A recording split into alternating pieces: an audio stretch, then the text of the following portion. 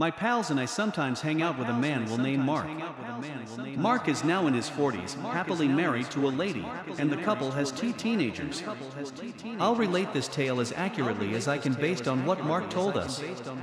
As you are all aware, married life may be monotonous at times due to 9-to-5 jobs, prosaic living in a small hamlet, and the fact that your children are growing up and you no longer have to care after them 24 hours a day, 7 days a week. So you try your best to spice up your life. You acquire a dog, start a hobby, and so on. At least, that's what Mark assumed. He likewise believed that his idyllic little existence would remain indefinitely. Wrong. Mark learned via the grapevine that while he was playing sports, working, and attempting to break the monotony of their lives, his wife, let's call her Mandy, was pursuing her own interests. Hobbies included becoming hot and passionate with another guy from a nearby town. He didn't mind the rumors at first since, after all, they were just that, rumors. But something about Mandy's demeanor began to shift. She stopped laughing with Mark, she became distant, she stopped chatting, she began shouting, she became irritated, and so on. It lasted a few months. This bothered Mark, and when we finished playing soccer, he asked us what we should do. We came up with numerous suggestions, including confronting her. Mark, on the other hand, didn't want to wreck his marriage over a few mood swings and a rumor. So he did what any rational guy would do, /S. He installed cameras around the home. And I'm talking PI caliber here. He had cameras in the bathroom, living room, their bedroom, and pretty much everywhere else except his children's room. He gave us an update on his new pastime and setup, and things calmed down for a few weeks. We went out for a couple drinks after a few weeks of soccer practice. We saw Mark wasn't himself, so we questioned as to what was wrong. He informed us that after many nights of resurrecting tape, he discovered that Mandy was definitely cheating on him. He was enraged. They had been married for almost 20 years. They were high school sweethearts with 2 sons, and she had betrayed him. Now comes the vengeance. He didn't approach her immediately away. Mark devised a strategy. He had no trouble gaining the guy's phone number despite living just a few towns away. You've all heard of those annoying advertising businesses who phone you to persuade you to purchase their stuff, right? Mark claimed to be one and told the man with the pretense that he was selling him body cleaning tablets and other things. He was well aware that the man was overweight, and as a skilled orator, he had no trouble persuading him. He obtained the guy's first and last name, which he already knew, address, SSN, work address, and some other information that isn't important to the narrative. He informed the man that he was in a poll for several awards from the firm for which he worked, and that he would contact him if the man won anything. Part 2 followed shortly after. On a Friday, while Mandy was at work, he put everything she had, including clothing, jewelry, collectibles, and other items, into their family vehicle. They had a VW Touran, so everything she had fit well. He informed Mandy they were going on a vacation when she got home from work. She was first opposed, but the slick talking quickly persuaded her to give up and get in the van with him.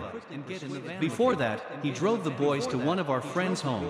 They weren't yet 18, and he is a decent parent, and dropped them there. You may be wondering where they went. Remember how he referred to the man with whom Mandy was having an affair? I believe you already know the answer. Mandy had no idea, which was either unfortunate or amusing. He drove her and her stuff to the guy's house and phoned him on the way to urge him to come outside. He said that he had won first place and was on his way to personally present it to him. Mandy was still in the dark. She assumed he was simply pranking one of his pals. I'm sure you've realized by now that she isn't the smartest person in the world.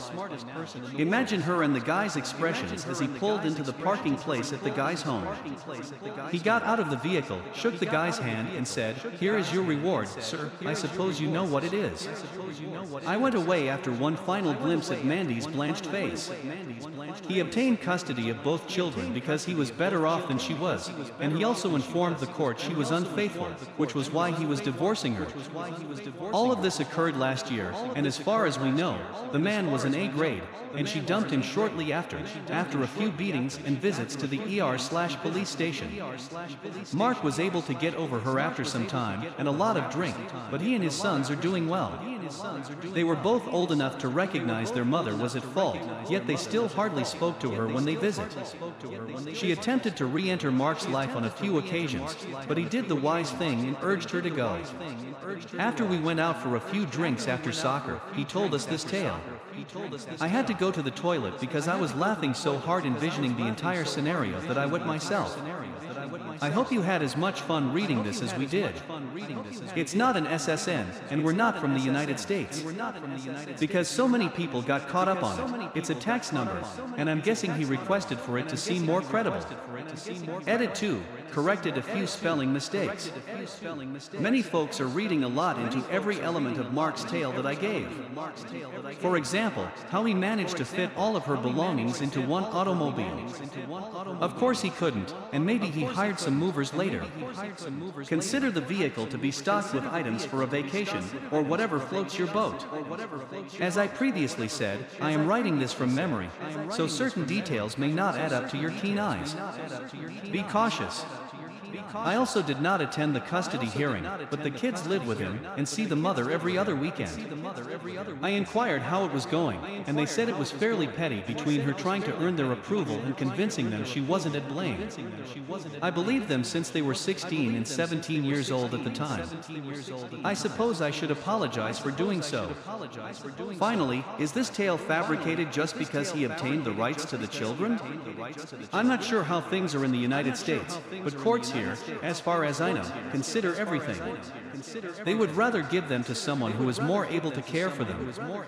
This covers their salaries, where they live, and how they behave in court. Get off your high horse, America, since not all countries are female-centered and corrupt. Story number 2. The cheating wife devastated the family and the holiday season. Why does she expect me to accept her actions? My message was initially posted in the Surviving Infidelity subforum, but it was removed?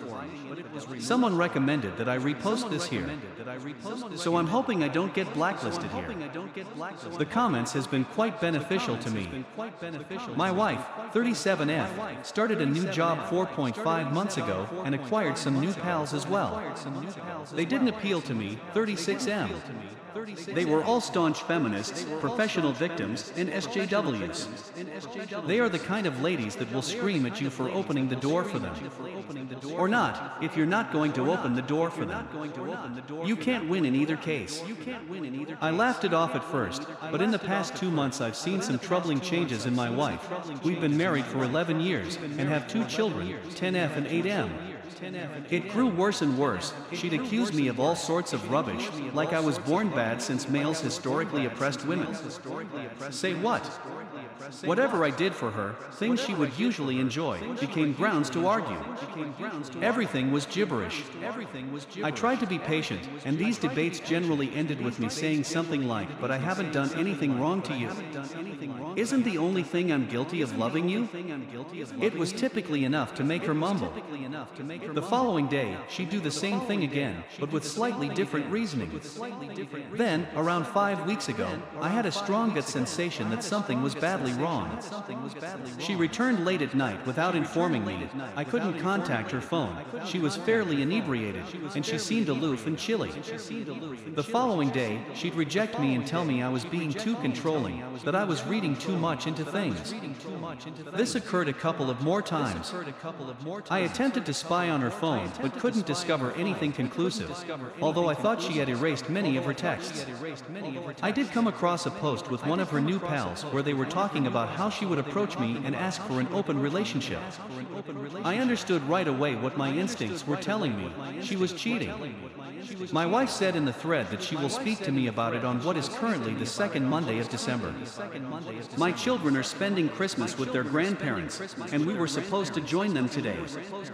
So, she attempts to initiate this subject over breakfast, as if it were a random whim, to inquire about my feelings for an open relationship. Fortunately, I was prepared and had already begun recording. I'd been reading a lot on Reddit, and I realized there was no way to save this. My best case scenario is to walk out of this with a shred of pride and self-esteem intact. It's all about protecting myself and the kids from now on.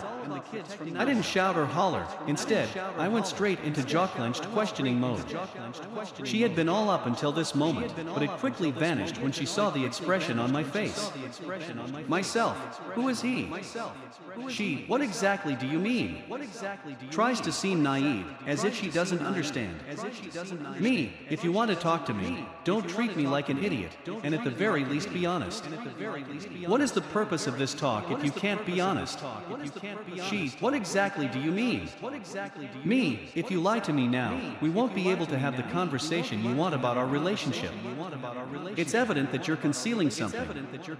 So, who is this man you're talking about? She. No. Me. Oh my, there's more than one. She. Oh. Do not, I say. Just don't do it, lie. You've just completely shattered my faith in you. I can know you're deceiving me. Either you are truthful and we discuss this, or I divorce you. Our marriage is coming to an end right now. No fights, no discussions, no nothing. Just get a divorce. Do you get it? But she says. Me, speak out. Do you comprehend? If you lie, do you understand? I'm going to divorce you. Declare it. Do you realize how much I already know? I can read you like a book. If I find you lying, it's the end of us. Tell me you get it. She says, I understand. She then tells me about 2 one-night encounters she had while out with her pals. I inquire about their names, whether they are married, if she used protection, and so on. They're both married guys with children. Then she tells me she plans to sleep with a coworker, and that she will do so because it's healthy for her, and I don't have any right to restrict her. What the hell? I also inquire about the Kallo and get his name. His wife's surname he is married, but according to her, he is in an open relationship, which is what she wants us to be. She goes on to say that she would match me up with several of her friends, one of whom seems to be quite interested. What exactly? I've seen this buddy and wouldn't touch her with a barge pole. I inform her that I am not interested. I ask for her phone, and she teaches me how to unlock it. I shut myself in my office while she went to the restroom. She flips out, and while she was beating on the door, I ran recovery software on the phone for deleted stuff, and 30 minutes later I had a lot of unpleasant proof. I also downloaded and installed a surveillance program from an internet business. I handed her the phone and instructed her to leave when I came out. She argued a lot, and I just responded with one-word comments. She didn't seem apologetic at all during this, instead shrieking at me that I was being controlling and holding her back, as males usually did with women. That I never loved her, that she had every right to do this, that she expected me to just accept it, that it wasn't such a big thing, and so on. I didn't fight back. In fact, I hardly said anything. I merely packed her belongings as she circled me, cursing at me.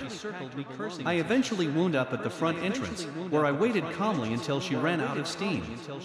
She eventually returned to her parents' residence, although unwillingly. I informed her on her way down the stairwell that she was single now, and that she could do anything she pleased since I wasn't controlling her anymore. My lawyer would contact me in January. I slammed and locked the door as she turned to answer. I subsequently saw her discussing it with her buddies. They were praising her how powerful she was for demanding what she was entitled to, and how she deserved more than I did. That it was all mere threats from my end, that I wouldn't follow through. Want to bet? What scared me the most was how they warned her that if she needed to, she could just accuse me of domestic violence. One of them described how she had cheated her ex-husband and stolen everything from him by accusing him of abuse. I've ordered cameras to be installed in my home since I've realized I need to capture everything. I couldn't believe what I was witnessing. I'd never threatened her in any manner. Then she began contacting her AP to arrange a meeting. I was really taken aback when they agreed to meet in a hotel. hotel. I went online to look for the AP's wife. It didn't take long for me to get her to accept me as a Facebook friend, and I told her everything, including the continued activities at the hotel. She thanked me and hung up the phone. I received a video from her a few hours later. She went to face them at the motel. According to the screams, this was not the first time her spouse had cheated on her. You F-king a hole. Do you want to do this to me again? To the children once again. I warned you we'd be over if you did it again. You hashtag is parent and. She stepped into the room and recorded my wife getting dressed on the side of the bed. The first time I saw it, I puked. The AP's wife struck her across the face and cursed her out. I texted my wife, informing her that I watched the footage from the hotel and that I never wanted her to be around me again. It's as though she regards our contact as a kind of competition. Where, in her view, is she winning? Is she completely delusory? I don't comprehend anything. Is she disconnected from reality? As if she doesn't realize we're getting divorced? I joined my wife's family WhatsApp group and told them that we are separating because of her adultery. Before withdrawing from the group, I thanked them for making me feel welcome and like part of the family. I've had a couple calls and texts from her, but I haven't read or reacted to them. I just don't have the energy. I contacted my parents and told them everything that had happened. My father texted my wife, telling her she wasn't welcome for Christmas. I'm at my parents' house now, and I've spoken with my employer, who has agreed to give me time off until mid-January to work things out. I've been keeping an eye on my wife's increasingly frenzied conversations with her new friends. I don't believe it's hit my wife yet that she's lost her family, that her marriage has ended, and that her new friends and her AP don't give a damn about her. She sent me many messages and showed up at my parents' home, begging that she be allowed to enjoy Christmas with us. If she didn't go, my father threatened to call the cops. Now I'm browsing divorce attorneys and sobbing my heart out. I believe I was in shock, but the anguish has struck me hard since I arrived at my parents' place. I simply don't get it. It hurts me so badly to read their discussions and contact with her that I've only replied to her messages twice. I don't care what you say since I don't know who you are. You are not my wife. My wife would never smile while destroying my heart and soul. We're getting a divorce. I don't give a damn what you say or desire. You have no power or authority to demand anything from me in the future. We've finished. Me, as I already said, you are not my wife, and I am unfamiliar with you. My wife would never subject our children to the agony of growing up in a broken household. You, whomever you are, seem to be pleased with what you have accomplished. My wife was lovely, caring, and attentive. You are a self-obsessed, self-absorbed monstrosity. After the final message, the messages came to a halt. The anguish is excruciating at times. I wish this had never occurred, that I could reconnect with her like before, but I simply can't do that to myself. This is the worst Christmas ever.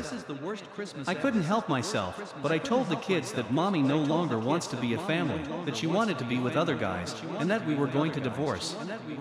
They are understandably distressed. Fortunately, my parents are here to assist. They lavish them with love and attention, whilst I am a complete shambles. I'll attempt to get back on my feet for the sake of my children, but I'm never going back to her. I wish I had waited until after Christmas to get them right into therapy. I'm not sure what occurred, but I simply blurted it out when they inquired when their mother would arrive. If I went back to her, I would never be able to face myself in the mirror, because the amount of contempt and callousness in her actions is intolerable. I'm at a loss. I simply don't understand it.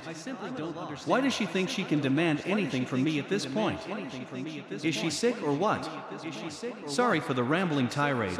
I just wanted to get this off my chest.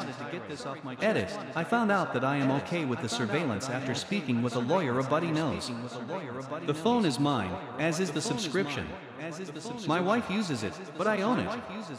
And the subscription, so I'm okay. It is not against the law for me to monitor my own equipment.